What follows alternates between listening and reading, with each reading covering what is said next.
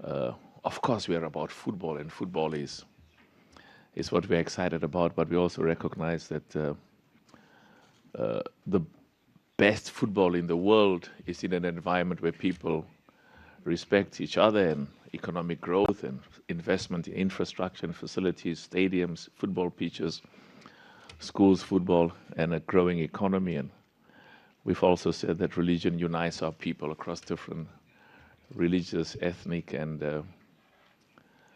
racial backgrounds. Okay, let's go to the football now. And what is important for me is not just to come and tell you what our assessment is, but also to hear from you what your assessment is, including your criticism, because sometimes in my upbringing, the most important thing is to listen to perceived areas of weakness, perceived areas of failure. It's an important opportunity to learn, and it contributes to all of us becoming better. And our objective is very clear objective. African football must be amongst the best in the world, the most successful. It starts on the field of play. We have to win in Africa, and we have to win at the highest level in the world. So what particularly also excites me about this AFCON is its preparation for our national teams, those that will be representing us in the World Cup. So, in life, people respect you on results. They don't come and talk about your plans, your strategies, and how beautiful it is, the football in Africa is. What are the fans saying? Because the fans will not watch African football if it is not exciting and attractive. So I'm so proud of the work that every one of the 54 member associations that are members of CAF and who represent 54 countries on the African continent, we've made good progress. But we set very high standards for ourselves, very high standards. And we take motivation from the accessible, quantifiable successes, but we're very clear that there is still significant progress to be made. There's still work to be done, and we want to be as good as the best. So I was watching the match between Nigeria. In fact, I've watched. Part of my plan was to watch every nation. So I'm happy that every one of the 24 nations that came for the AFCON, I had the honor and the privilege of watching every single one of them. And but it's also it's also a learning experience for me, because to see how the referees are officiating. And again, I had a meeting with the referees before the match, before the AFCON, and I said, "No, guys, listen. We've got so much confidence in your quality, in your integrity, in your credibility, in your ethics. But the test is not what the president thinks. The test is not what CAF thinks. The test is what those millions of football lovers think. And we can give them the best technical explanation. It was not hand to ball. I don't know. It was foot, or I don't know, or even, I don't want to say toe, knee to hand. It's a penalty." And I want to say to you what I said yesterday to all the 54 presidents of the 54 African countries. Under no circumstances will any single country in Africa be treated better, more preferential than any other country. It's never going to happen, not whilst I'm president. Every single one of the 54 countries in Africa are going to be treated with all the respect, all the dignity, and all the recognition they deserve. And that's what our commitment is. But of course, we've got to listen.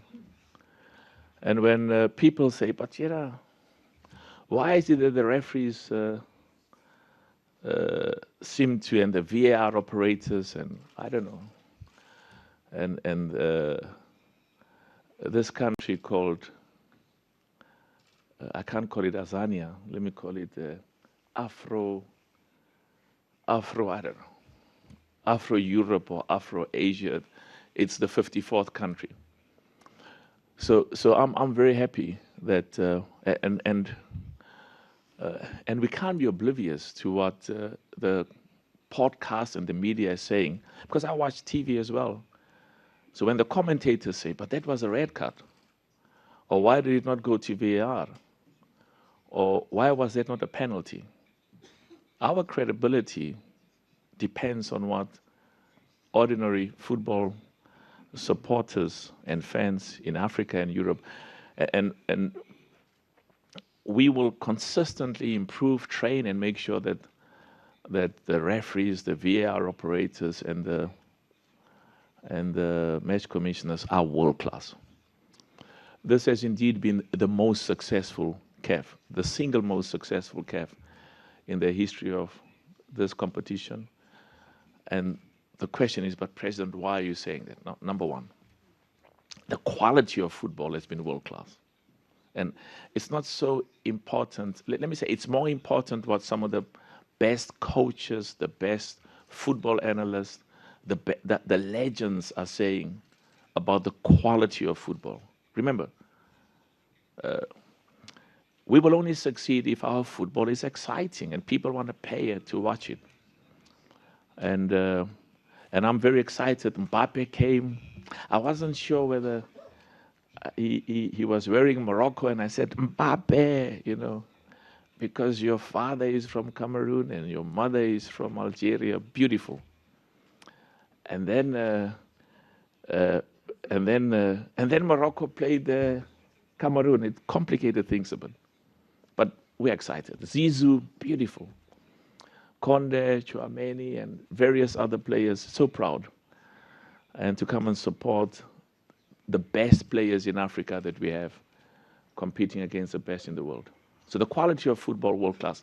The quality of the stadiums, the infrastructure, the facilities, world class. And of course, my duty is to rotate. I want every one of the zones, the regions, there are 5 zones. I want every one of them to get an opportunity to host the top competitions in Africa. But what is non-negotiable is your football pitch must be world class. The infrastructure must, and will help you. I mean, I took away, the CHAN was supposed to take place in February in Kenya, Tanzania, Uganda. I said, let's wait, and we'll move it to August because we want to give them an opportunity to spend more money, but also with the next AFCON in mind next year. So I'm very proud of what they've done. So the facilities, and that's why it's appropriate on behalf of the 54 nations whose member associations are members of CAF to really express our deep gratitude to His Majesty King Mohammed VI, may God assist him, express our gratitude to the government, the people of Morocco, and of course I always feel proud of the work that my brother Fauzi is doing. I call him Fauzi, and some people say it's Fuzi, and okay, it's fine. Fuzi, Fauzi, perfect. And it makes me proud when ordinary people in the street say the hospitality, the warmth with which they've been received by ordinary Moroccans. It's beautiful. And then my Moroccan friend says, yeah, but President, that's part of our culture. That's part of our history. Beautiful, beautiful. I saw the flag of Morocco next, side by side with the flag of Algeria. For me, it makes me proud. I'm happy of that because we want all our people to be together. We want all Africans to be together. I saw the president of football in the DRC and the president of football from Rwanda together having a wonderful time. Beautiful. That's what we're all about, to bring all our people together. And where there are challenges, we will humbly use football to unite. And this unity of course, it's unity in the continent, but it's also a commitment to unity with Europe, with America, with Asia, with South America. On Monday morning at 3 o'clock, I'll be flying, 3 o'clock in the morning, I'll be flying to Davos for the World Economic Forum, and there's 70 heads of state, and it's part of they, and of course, we are going to talk a little bit about the World Cup in America, and there's lots of things that Gianni will be there as well. Gianni apparently arrived, and our FIFA brothers. So that's beautiful. But of course, there we'll be talking about how do we bring the world together? How do we encourage more trade, more partnership in a world that is becoming increasingly divided? So, and let me just finally, because there's, let's talk about the AFCON every 4 years. Now, let me explain to you. I hear somebody smiling, but you know, a smile sometimes can be a loud smile. Let me tell you, I'm clear in my mind. I have to be in a much better situation in this new dispensation than I was in the previous dispensation. And the numbers and the figures don't lie. And the facts don't lie. Because I can have my own interpretation and say it's wonderful, it's good, but if the facts and the numbers and the data doesn't support it, then it's incorrect. So what's going to happen? We only had one competition that really made money. I want a competition every year, every year, every year. At this stage, with the exception of the year when there's a World Cup, and we're also looking at that to even have a competition in that year. Now, the AFCON is about, it used to be 20 nations, and we increased it to 24. Every year, I'm going to have 54 nations in Africa, not 24, like in the AFCON, 54. 54. And unlike what happened in the past, I'm going to have the best African players who play in Europe. We are proud of them. The best African players who play in America, proud of them. In Asia, in South America, they're going to be part of this competition every year in Africa. Now, how much do I pay for the AFCON? I think when I became president, the first price was maybe 4 million or something, 4 million, and I immediately increased it to 5. I don't know where the 5 was going to come because we owed $150 million at the time, and then increased it again to 7 for Côte d'Ivoire, and increased it again to 10. And I'm excited because I know some of those players, not the ones who play in Europe, the ones in Africa. If they get significant money, some of that money goes into their pockets, and that's what we want. So part of my objective is to make sure that in every sense, the African Nation League competes with AFCON. I don't want one fishing rod to try and catch fish for me in the sea.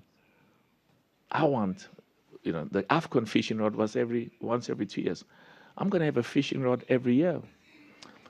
And part of what we want to do is, you've got to make the Africa Nations League, at the minimum, as exciting, and better still, even more exciting than the AFCON. And the judge of that is not the president of CAF, it's not CAF, it's the fans. It's you in the media. And we have to listen to you. Whether we agree or disagree is irrelevant. And sometimes what's even more important is when you criticize us. It's a learning opportunity. So we currently pay 10 million, and I shouldn't say this, so if you agree, if you promise not to write about it and keep it to yourself, I'll say it quickly. My aim is to get 10 million first prize for the Africa Nations League. Where am I going to get the money from? I'll find it. So if I've got 10 million there, and make sure that the African Nation League competes in every sense, with the AFCON. But of course, the AFCON, there's a sentimental. It's like this grandmother who brought you up when your mother was working. She's got a special place in your heart and always will have a special place in your heart. But you can't tell a grandma, go to work in a Toyota. I love Toyotas. When you can take her to work in a BMW or a Mercedes-Benz. I mean, whatever nice car. We have to improve all the time, become better, more competitive. And we have to listen to our sponsors. And of course, we've got to listen to our fans. And we also have to listen to the media. So I'm excited. There's a lot of work that still needs to be done. Part of my job is when I'm not president of CAF, because every leader, there's a time to go and there's a time to leave. So part of my job is the president who takes over from me must find a foundation and the leadership where they can continue the good work that we've done together. No organization succeeds because of an individual or because of a president. It doesn't exist. We've got 80,000 employees in the mining companies where we are, either that we have formed as a family or where we are the biggest shareholder. 80,000 employees every day go to work. And we succeed not because of me, but because of all of these people. And we've got to look after them, motivate them. And there's another 33,000 in the financial services companies where we are. So in everything we do, we succeed because of the people we have the privilege to work with. And I'm very honored that I've had the privilege to work with some good people. And as I said, my job is to make sure that, I don't know, a few years down the line when I'm not president of CAF and I look at the leadership, and they should say, together we've laid a good foundation and they must continue. Because I think a lot of the successes of what we are doing, the results will be seen. And that money has to go to where it's supposed to go. Young boys and girls, academies. We donated $10 million from the Motsepe Foundation for schools football in Africa. Get schools football going. There's about 100,000 schools that participate. We're going to have millions of young Africans playing in these competitions. So, and of course, ethics, governance, integrity. I have to make sure that the sponsors are convinced that every cent that this organization makes goes where it's supposed to go.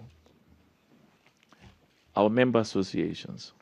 And of course, and we have to stop employing people at CAF who are there because it's a job. They must be there because they are well paid, well appreciated, and we want the best and the smartest. And I'm always disappointed when an employee comes and says, I enjoy my job, but I was offered more money by your competition. So I'm also proud that we've significantly increased the salaries of the staff, and there's a commitment to do more. I'm not going to repeat the prize money. Of course, sorry, one quick issue. Women's football, very, very important. I can say all the wonderful things. It really means nothing if on the ground there isn't quantifiable, accessible success. We've spent a lot of money on women's football. It's coming up. I'm so proud. In Kenya, Tanzania, Uganda, and let me say this. We have a duty. My duty is to Africa. It starts there. But my second duty is I can only promote Africa if in those areas where we have to work together with the world, with Europe, with America, with Asia, with South America, in those areas we have to work together. The success of football in Europe is good. I want Europe, I want America, I want Asia, I want their football in those countries to keep growing and keep succeeding. And I'm clear that in Africa, we are going to keep growing and keep succeeding. So I just want to, in conclusion, say once more, use gratitude to the people of Morocco. Thank you so much. Merci beaucoup to the people of Morocco. This is the spirit of Africa. Bring us all together. They took me to a university here in Morocco. 48 African countries have got students at that university. Beautiful, beautiful. 88 countries from outside, worldwide. So there's another 40 countries that have got students. We are part of a world where we have to work together. Our growth is the growth of all of us together. And then there's something else which might come back later. But, and of course, I want to thank the government, and as I said, thank His Majesty, King Mohammed VI. May God assist him, and thank the government, and thank our brother Fauzi. There's one other point that they reminded me about. It just slipped my mind. Hopefully, it'll come back when we take all the questions. Okay. So just one final thing. I hope we've tried to look well after the media. We're not doing you a favor when we treat you with respect and with the dignity you deserve. It's our duty. And I want to thank you for, there's 190 countries, 190. The official number is 180, but we are told that there's 10 others where they've got access in ways that they only know how, that have been watching African football. We're enormously grateful, and we're grateful for you because you've carried some of that, and it's to a large extent because of you. And thank you for being with us. And if there are ways that we can make your stay with us better, please let us know. Because we will be together next year. We'll be together during the year, and you've got a job to do. We have a job to do. We have a duty to try and help you in executing your job. It's good for us. You're not doing, you're not doing us. We're not doing you a favor. Okay, are we ready for questions now? Yes, President. Just for the benefit of media, just to repeat those financial figures, that revenue is growing since the last AFCON by 95% of CAF. Ticketing revenue growing from 11 million from Cote d'Ivoire to 55 million US dollars. And the sponsors from 5 when the president took over to 23 sponsors that are currently sponsoring this competition. Now, President, I'll take questions from the members of the media. So what we'll do is we'll go to the right, and some people are say to me, is the right wing? There's no right wing, right? And we'll go, we want to give everybody a chance. And I have to go to the match tonight because, as I said, I've had the privilege of seeing every one of the 24 nations. We'll go here, and then we'll go to the left. Thank you so much. I wanted to come to Tunisia. I think and I will come this year. I've been to 48 countries of the 54. The others I've been to in various others. But I was advised not to go because of the problems at the time with the president of the member association. The feedback was that the family said, wait a bit.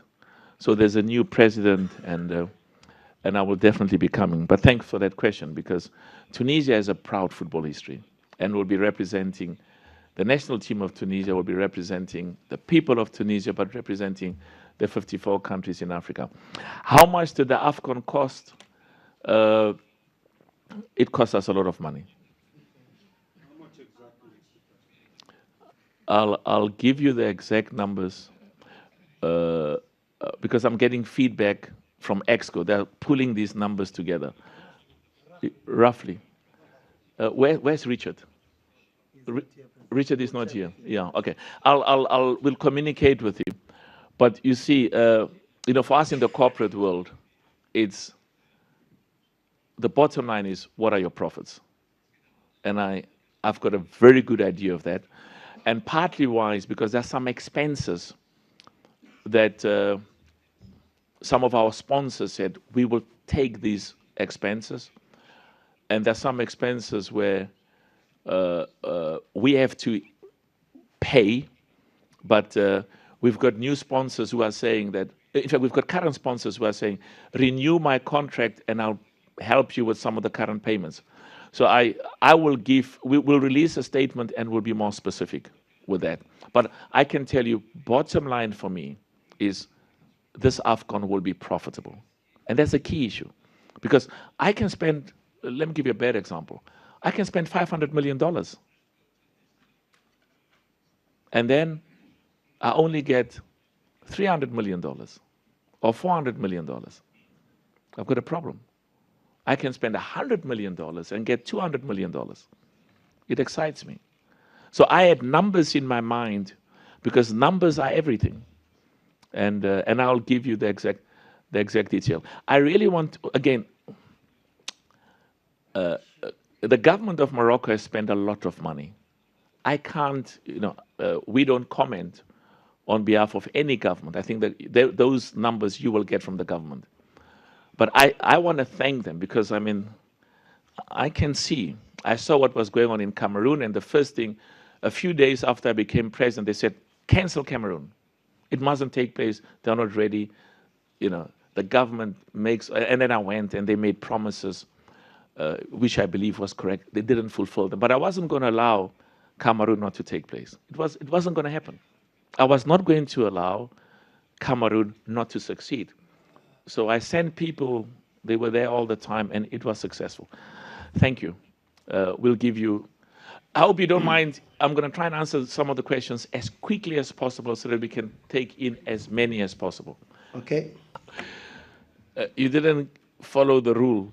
Lutko, it was one there. I think you like these people a lot, and then one here, and one there. Now, let me tell you, and I want to tell you now because it complicates my life.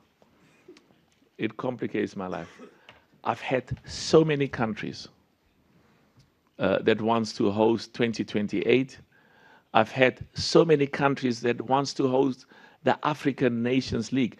And I think one thing I must tell you quickly about that is, in 2029, we're going to have 54.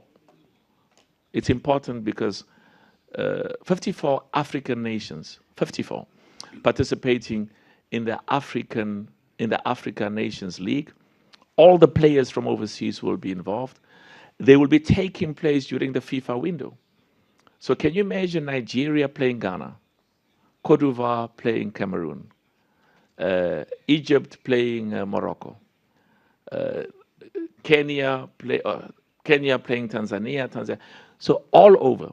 But what we are going to do is there's going to be one country that will be identified as you are the host. So even though in the FIFA window, the whole of the continent will be playing. Let me give you an example. Assuming we say Nigeria. Nigeria, you are going to host Africa Nations League 2029. You are a host. So what we will do is, whereas and Nigeria is part of 16, I don't like that zone as the president of CAF because it's got the best football.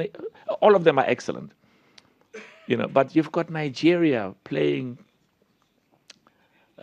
Ghana. You've got Cote d'Ivoire playing Cameroon. It's not good for us when it comes to the World Cup because somebody is going to exclude somebody else. And I want all of them to compete with the rest. But the point is, we now go 2029, we say, Nigeria, you are the host. So what will happen is, in Nigeria, the 16 nations that are part of West Africa will all play in Nigeria. They'll host them during the FIFA window. But all the other zones, there'll be a draw there. So you might find South Africa playing Zimbabwe. The draw will decide where they play. Kenya playing Uganda. The draw will decide. Egypt playing Algeria. The draw will decide. And then the winner, because that's going to take place between September, October, the winner of each of the zones will then come to Nigeria. They'll come to Nigeria to play against the winner of the West African zone. And that contest will then determine who the champions are. We've looked at what happens worldwide, and you've got to learn. You've got to see what has worked in other parts of the world, what has failed, and make sure that we implement what is the very best. So you are asking me about, has South Africa, has Tunisia? I'm going to have to do, CAF is going to have to do something that in strict compliance with the FIFA and CAF statutes and regulations. I mean, I've got heads of states who are phoning me. I don't decide. It's the CAF ExCo that decides. But what I'm clear about is the quality of your infrastructure has to be worldwide and will help you as well succeed. So what we're going to have to do is to say, okay, Senegal, you want to host the next Africa Nations League. Ethiopia has put in a bid. Morocco has put in a bid. Angola and others. Can we allow Senegal to host it now? And then the next time we will give Angola a chance or Zimbabwe a chance. But you've got to have the infrastructure. And then the next time, because we've already given Tanzania, Kenya, Uganda, the AFCON next year, let's give Ethiopia, 120 million people. I want to develop football here. And then we go to the north, we say, let's give Egypt or Algeria or Tunisia a chance. So I need to give everybody a chance. But where my life becomes complicated is when Ghana comes and says, everybody's offering 100 million, I'm going to give you 200 million. And whilst Ghana is talking about 200 million, Kenya says, I'm going to give you 300 million. So I've got to get a balance. Because I need to build infrastructure facilities throughout. There's still some countries in Africa, they don't play in their country. The national team and the football clubs don't play in their country. You cannot develop football if the fans and supporters of a nation cannot watch their national team or their clubs. So part of my focus now is to make sure that in those countries where they still play outside, this $1 million and various others, we say, now listen, that money has to go to upgrading your stadium. You've got to play in front of your supporters and your fans. I'm happy that we show football on TV all the time. So you're 100% right. We've got so many countries, and not just that. What makes it even more is, I've got 3 countries that says, I want 2028, I want 2031, I want 2035, I want all 3. And because I want all 3, I'm going to give you more money than anybody else. And you must be careful. Money is important, but life is never only about money. It's never been and can never be only about money. But I need the money for infrastructure, for young boys and girls, for stadiums, for schools, for football pitches, and for making sure that the infrastructure in those stadiums are world class. Who's here? The lady at the back. I think you don't like this gentleman in front. Can we start? My apologies. Can I start with you, please? My brother, can we start with you? Yeah. And then Madame will come, we'll give you a chance. Thank you. It's a very, very, very... Let's clap hands for that. Please, clap hands for that. No, a bit louder, please. Very, very, very good question. Very good question. It has taken us, and I want to thank you for that question, it has taken us 4 years to be where we are. And, you know, they say we took a unanimous decision in CAF, 100%. And I'll tell you why, because if you think the problem of where we are now, those questions you were asking were issues that are just relevant now, those were problems that I had to ask myself. I had to be the one who had to be convinced over the last 3 years. Now, let me start with the Super League. The Super League is something that we started a pilot with, the club football, and it went very well. We had proposals which were part of the plan. These numbers you were talking about, the 200 million was part of revenue. And why we didn't proceed as quickly as we did is because the partners that were giving us money, they were not giving us the sort of deals that we thought we would be happy with. So, and that's why we then took the 1 billion. Okay, now you talk about 200 million. I'm talking about $1 billion for the national teams. And we took the focus there because we knew that that would put pressure on the clubs. But let me tell you something else that's more important. We have significantly increased the African Champions League, the club football, and made that significantly better. We've increased the Confederations Cup prize money competition. We spent $13 million, which has never happened, gave money to each one of those clubs. And so we are satisfied. You know, I've got people in CAF who say, there's some journalists who, they in the questions they ask, it's almost like they're talking for a constituency.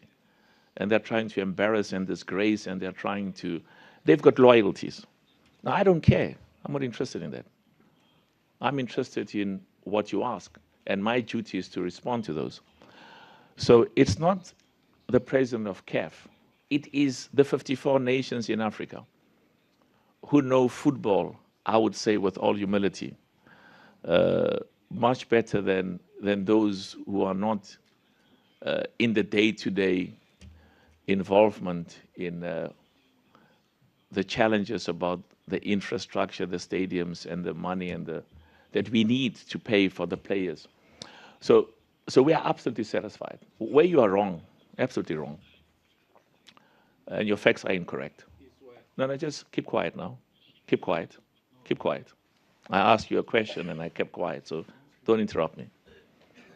So what I'm saying to you is where you are absolutely wrong is the revenue of the AFCON is significantly less than the revenue that we have implemented for the African Nations League. And we will be launching it in the next few years. So we are absolutely convinced that we are not going to adhere to a competition simply because it has been there for the past few years. And where you are also talking absolute nonsense is to say to me that we will run Africa for Europe. Absolute rubbish. It's nonsense. You're insulting us. We run Africa for Africa. And our job is to listen to people like yourself and various others. And whether you're objective or not is irrelevant. But when you've got 54 nations in Africa saying that the African Nations League is world class, it doesn't matter how you look at African football. When I became president, member associations were getting 200,000. In fact, it was more like 150. We've increased it to 200. They're getting 400,000 now. And we have to take decisions that, you know, from a populist perspective, may be regarded as being unpopular. But from a beneficial perspective, what does this mean for African football? Every single one of our 54 presidents say this is the best thing that has happened. And I'm confident over the years, the results of what we are doing will speak for themselves.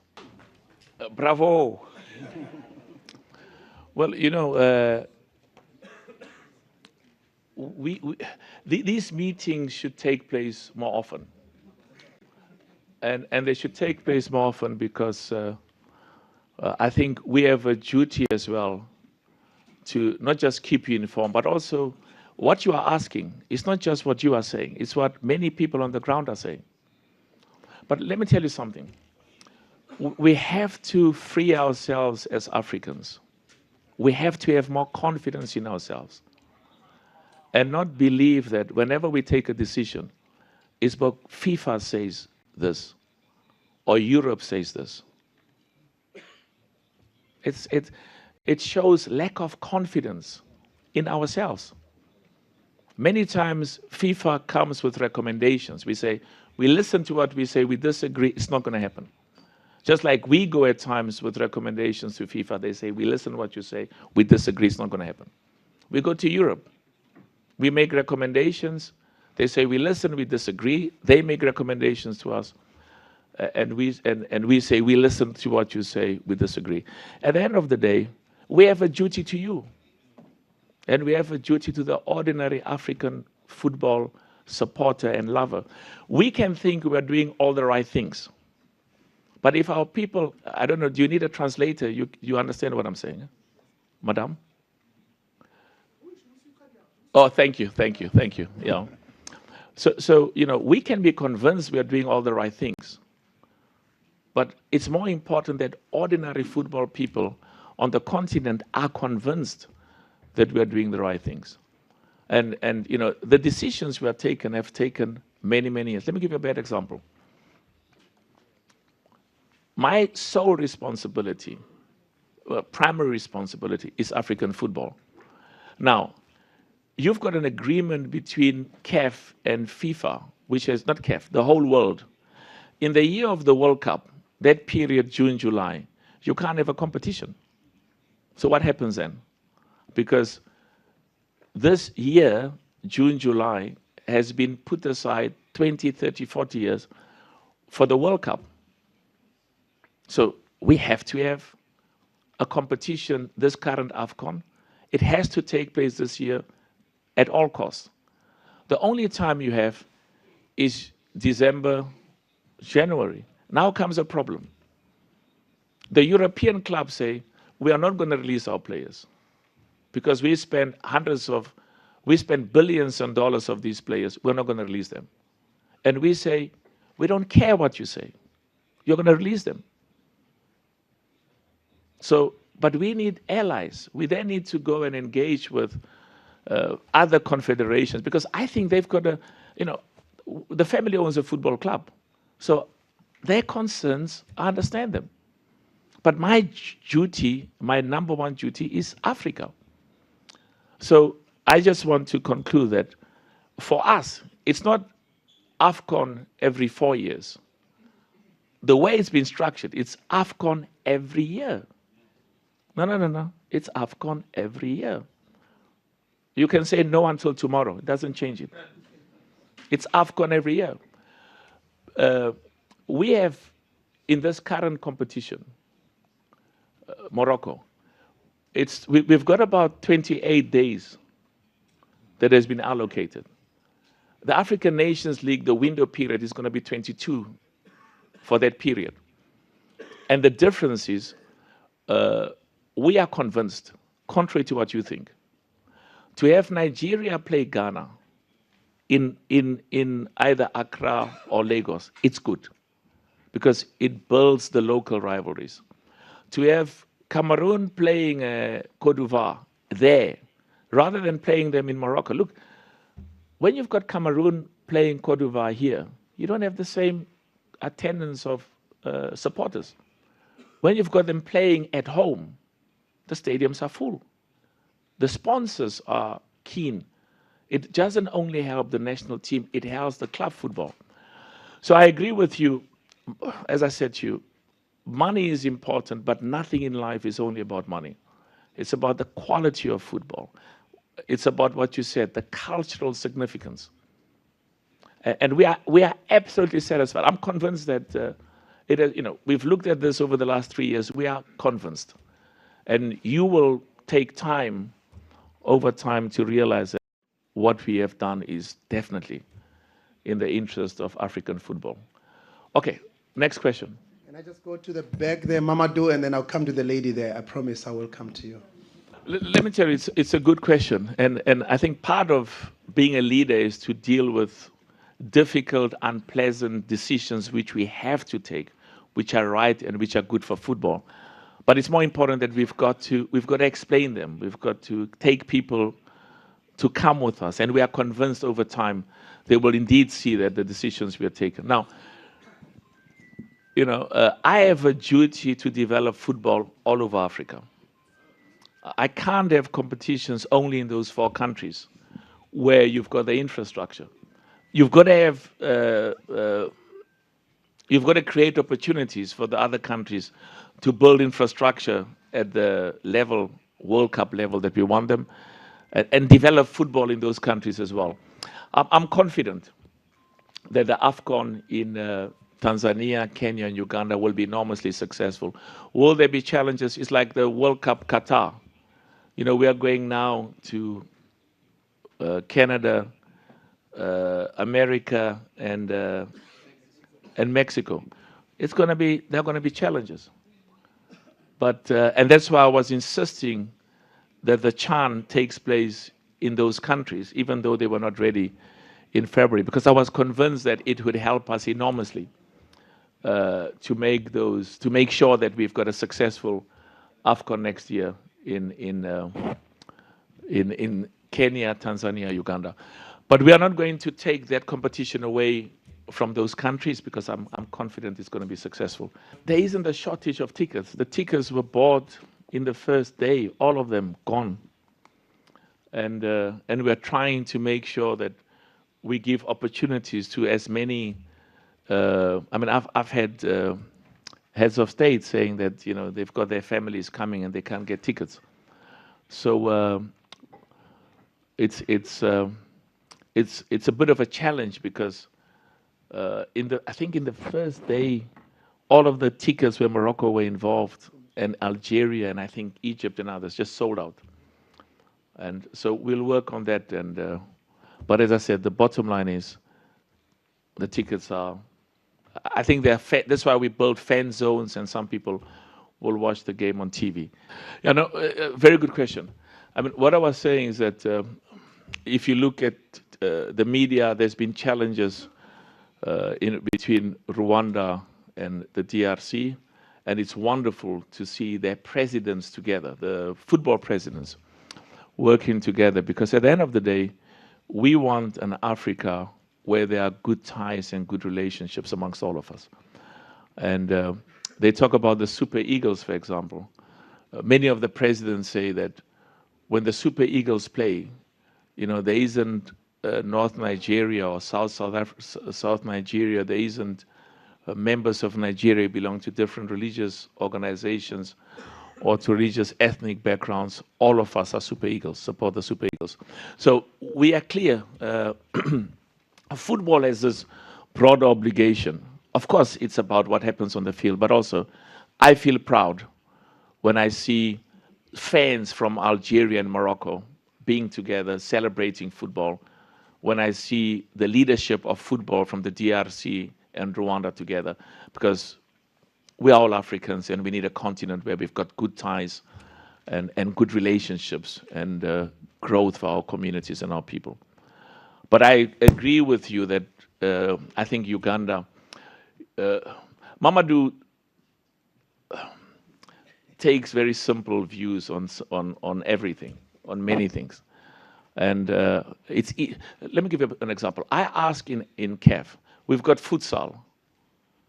I open a bid for 6 months and nobody submits an offer because they lose money. I open a bid for the Women's Champions League. Nobody puts a bid because they lose money. And what happens? Morocco comes and says, I'll help you. And sometimes another country comes and says, I will help you. And what that leads to is that we've got lots of competitions where it's often the same countries. And partly it's because the others don't, the governments say, but we don't have the money, we don't have the resources. And we have to move on and develop African football and encourage those others as well to build their infrastructure, because we'll get there when there'll be more and more countries bidding. President, I'm just going to rationalize because we've got official trainings that are about to start very soon. So I'll just ask everyone just as one short question, because in 7 minutes, you all know we have got to leave for official trainings and then the third and fourth. Listen, let me just say, for those of you who may not, who are here and think that you've got a question and we haven't answered, there are people who are here. They will answer whatever questions you may have. And as I said, we have ongoing explanations to do because there's an element of ignorance out there about the benefits of having an AFCON every 4 years and how African football is going to be enormously beneficial, better with the new competitions. It's our job, not yours, to keep engaging, to keep explaining. So, you know, everybody will stay behind and address whatever questions you want. But we'll spend as much time as possible to give. I'll just go yeah. this way, that way. And then I promise you, one question, very brief, because you know we have to go very soon, and also you guys need to go to the official trainings now, which are about to start. Of course.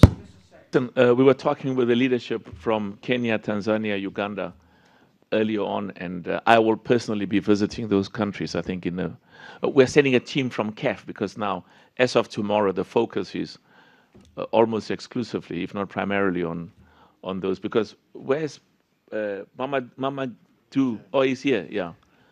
So the focus is on those countries, and we will do the heavy lifting. I mean, you know, we are not going to take easy decisions just because it's convenient. Sometimes we have to do the difficult, unpopular, and to have it in those three countries represents challenges. But in terms of our long-term investment in the growth of football in East Africa, the benefits are enormous. So there's a team going from CAF tomorrow on Monday, and tomorrow we'll be handing over the flag to Kenya, Tanzania, Uganda, and as I said, I'll be visiting those countries myself. I think sometime in April, to make sure that there's an emergency focus. You know, you've got to be careful. If in Africa there are problems and failures, we sometimes magnify those problems and failures. If the same problems or failures happen in other parts of the world, it's not as magnified as we do. So we've got to be more optimistic and more positive, but also recognize our challenges and our failures as well. But keep building, because this is an investment for the future. Thank you much for that question, because I spoke about it mainly because we've heard lots of comments and of course there's also being engagements within CAF with the leadership of the committee to get feedback, because we have to make sure that the quality of refereeing is respected, because fans and spectators view the decisions that have been taken as being proper and ethical. And you spoke about transport and logistics. You know, the feedback I've received, and there'll always be room for improvement. I mean, there's nothing where you'll get 100%. But the feedback I've received from the football players, their presidents, and lots of the fans is that in terms of infrastructure, transport, hotels, logistics, this has been the very best. Were there areas, are there likely to have been areas of weaknesses or failures? I have no doubt, like in every other organization, there'll be those areas where we can improve and do better. You know, we're not politicians, eh? And but we have to teach our people. We have to teach our people as much as they have to teach us that in the interest of the continent, there are times when there will be difficult discussions, because we don't control world football, and we need, world football is about 5-6 continents. And there are times when you have to make concessions. I mean, like what the lady said and the gentleman here, you say, what is his name? Osasu. Yeah. I mean, you know, you come and talk about idealistic, theoretical, populist expectations of what African football should be like. Our job is to do what's in the best interest of African football. And sometimes we have to take unpopular decisions. And decisions that, like what was said here, we want the AFCON every 2 years, but we are saying to you, you're having something better. No, no, no. We want the AFCON every 2 years. Now, we have to listen, but we've got to move on. And we've got to make sure that we educate and expose so that our people can understand that the decisions we've taken are definitely, they are not populist. They are not sentimental in the sense that, yeah, but we've had the AFCON every 2 years. You're going to have a better competition every year, not every 2 years. But our duty is we've got to explain, because at the end of the day, we're accountable. Our duty is to these ordinary hundreds of millions of football fans. And we've just got to keep explaining. And we know that 2, 3, 4 years from now, there'll be a recognition that, wow, this is indeed, but people have to experience it. You spoke about the elderly, brilliant question. We have a duty to the elderly and to make sure that the jerseys you spoke about, I think if there's anything we can do, Veron, to help, because there's lots of, I'm told Boy had so much gold when he arrived, and they said to him, can you tell us where there's, jewelry, beautiful jewelry. And I was called, President, you've got to intervene because there's challenges at the airport. What are they? Boy has got so much beautiful, beautiful jewelry. And just like in every country, just has to declare them. But it was resolved and everything went well. And we should not, I think where we as CAF can do better is, and Mamadou, you guys must help. Let me explain to you. Let's stop talking nonsense. I know journalists who have got preconceived views and their objective is to embarrass and disgrace. But we have to listen to them. And we know journalists whose objective is, and we've got all of them, we hear the questions they ask. But we have a duty to talk to them. This is what, you don't just respond to the ones that ask you the nice questions. Sometimes you've got to, with smile, deal with questions which are totally logical, but you've got to answer. But what I was saying, Mamadou, is we have to, there has to be this, you made a very good point. I think CAF is not engaging with the media as often as it should. And it cannot be, it should not be, that there's an engagement when the president comes. It's wrong. There should be an engagement on an ongoing basis. So I think that's an excellent point he raised. And I think we'll get Lux and Veron and Mamadou and some of you guys to engage all the time. And part of that, as I said, is not just, so sometimes it's more important for us to listen. Not sometimes. All the time it's more important to listen. And what is even more important is a lot of the misrepresentations and the misconceptions and the misunderstandings and the misinformation that goes around. And we've got to deal with that. Very, very good question. And the first thing when I was told about that was get the president of the Senegalese Football Federation immediately informed, engaged, because we have a duty to make sure that the Senegalese football team gets all the support and all the encouragement that they require.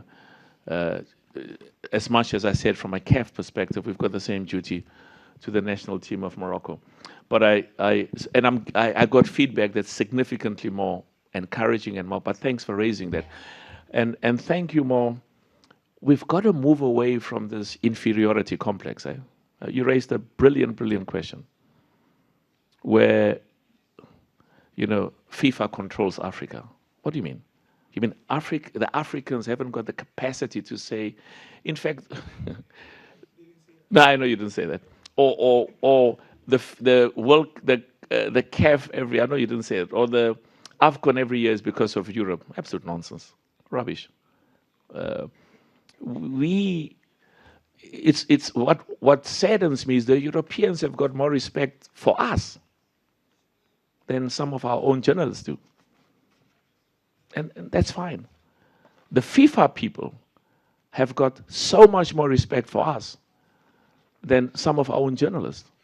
But, but that's democracy and freedom of the press. But stop this inferiority complex. Stop the inferiority complex that Africans cannot say to anybody, this is, what you're suggesting is not going to happen, and we are going to insist that something else happens. And in the world we operate in, they have to compromise as much as we have to compromise at times to accommodate the interests of football. So that's a brilliant, brilliant question you raised. That there'll be focus on the Senegalese issue, and you're correct. And we have to deal with that because, they say good news doesn't sell newspapers. I don't know whether people still sell newspapers, but isn't exciting. It's the bad news that's exciting. The controversy, the weaknesses, the failures. Just like what was raised early on to say, but, look at all of these failures. And we have to listen. But we should not get blinded by false accusations, unfounded. We should focus on success, football development in Africa, boys and girls, youth, resources, financial, world-class football. And I hope that this Senegalese matter, there'll be an announcement that you see, he's from Accra. Eh? He's talking on behalf of Senegal. He is the president of football in Ghana. So this is how it's supposed to be, that, it's about the continent. Mr. President, we really are running out of time, but maybe take one last question, because you've got another thing happening next door. Yeah. No, we will tell you now. No. Yeah. We find out getting that information now. And very good question. What we've done is there's because I was told this literally not, earlier during the day, and the first thing was get the Senegalese leaders, and also because I know as well the president of football here, Fauzi. A lot of time was spent yesterday by Fauzi and the president of Senegal, Fall. Yeah, they pronounce his name as Fall. I say Fall, it's F-A-L-L. Yeah, but he's not falling, it's Fall. Okay, so Fall and president of Senegal and Fauzi spent wonderful time yesterday. But this happened today, is that right? Yeah. So I'm confident they'll find a solution. I'm told that the Senegalese training will be at our next Olympic, just next door here. Yeah. So you can. My colleagues from team services are sending that now as we speak. So you will get that information. I really want to appeal to all of you. I know you want to ask questions. Let's give.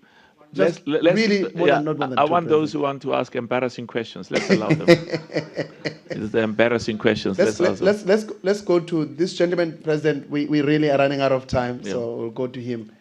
Because we've got an event which we are running late, 30 minutes next door, and then we have to go to Casablanca. But we haven't allowed the North African and West African, and Southern African. We haven't given them. Thank God there was a question on East Africa. I want to give all of the zones an opportunity. Mr. President, my name is Eric. I'm from Kenya. I want to ask a question. So you agree with Mamadou that we should take it away? No, I don't. I want to ask my question concerning... Listen, it's never going to happen. We're going to make a success of East Africa. It's welcome to Kenya. Yeah. Now, I want to ask my question concerning the World Cup. Recently, we've seen the United States say that some countries have been restricted from accessing visa, and we've got up to 9 countries going to the World Cup. What is CAF doing to ensure the deserving fans get a chance to go to the World Cup? I think you asked the same question when we were in Kenya. No, I was not there. Oh, yeah, but somebody asked identical when I was with the president of FIFA. And I can assure you that I have a duty, FIFA have the duty. There's a huge amount of cooperation from the American government to make sure that as many of our people as possible who want to go and watch the World Cup. And of course, every country has got its own sovereign requirements as to who can come in and who cannot come in. But I'm confident that there's a huge amount of support by the American government to make sure that to make sure that the FIFA World Cup The second last question is very successful, allowing as many of our people from the continent who want to go to attend. But she said, you dare not go to Tunisia without me. You have to come. I have to go with you. But the information I received was because the president was arrested. And the family said, please don't come. You're making our life difficult with all of the statements you make, and don't come. So I will, and I want to combine that with Libya, because those are the two.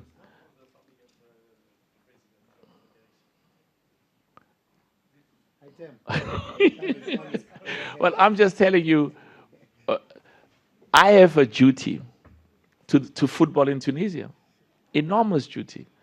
So I have to be guided by them. But there's a new leadership now, and we need football in Tunisia. It's a proud country with a proud football history. We need them to succeed and grow. So we will check again, General Secretary. Yeah, because, as I said, I've been to 48 countries. Tunisia is one of those 6, and the others are where there's been a military takeover, and I still have a duty to the football in those countries. But the advice for me is just hold on a bit, don't go there, because for all sorts of reasons. Money loser. You know, the Chan, not the Khan, the Chan. And the first thing I was asked when I became president was, kill the Khan, stop it. And I wasn't going to do that, because some of the member associations who do not have the resources and skills, you know, almost 20 of them said, please keep it in. And that's why we had to allocate resources. And that's why the Chan we had in Kenya, Tanzania, Uganda was enormously successful. But I can tell you now, with this African Nations League, it will take the place of, our competitions are going to be reviewed, and I can tell you now, there will not be a Chan. There will be no need for a Chan. Because you've got to have quality competitions. You shouldn't have too few, you shouldn't have too many. But it's going to be world class. And that's why I was saying, for the last 2 to 3 years, we've looked at this, and we've also looked at the FIFA calendar. But the FIFA calendar is something that nobody, not even Europe, you know, the perception that Europe dictates the FIFA calendar, it's a lot of nonsense. It's nonsense. I know, because I'm I'm vice president of FIFA, and I'm in the FIFA Council. Europe doesn't dictate. Europe competes to host competitions like everybody else, doesn't succeed at times. But Europe is our partner. America is our partner. You know, Asia is our partner. We want them to succeed. You know, we also have to stop the nonsense of trying to say, you know, people are enemies, or people are people who've, you know, we've got problems with. You know, I've succeeded in life because even my greatest enemies, at times, I've managed to turn them around. So Europe is not, Europe or North America or South America, they're not our enemies. There are times when we disagree, and there are times when we work together for their success and for our success. So I'm clear in my mind. We're going to have the best mutually beneficial relationship with North America, with South America, with Europe, with Asia, with India, with China, with the rest of the world. Okay, let's just, this is extra time, né? Two questions in extra time, maybe. Okay, maybe let's go to Mauritania, and then afterwards we come to you. We haven't given anyone from Mauritania a chance to speak. And they are doing good work in Bonjour, Mauritania. Président. Merci.